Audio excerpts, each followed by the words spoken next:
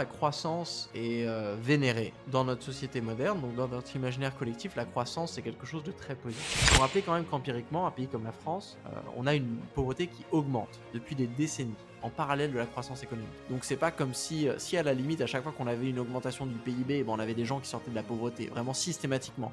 Là, c'est vrai qu'on se dirait, bon, on va pouvoir faire de la transition écologique, mais on va peut-être éteindre le moteur de l'éradication de la pauvreté. Et là, ça serait compliqué.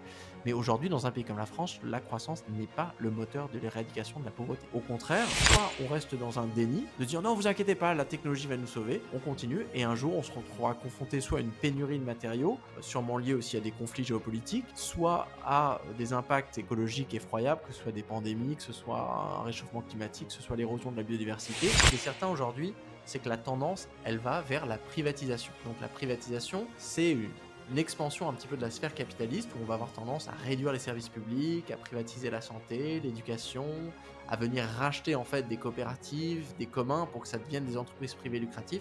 Et ça, c'est clairement, ça va dans la logique du capitalisme et donc de l'accumulation.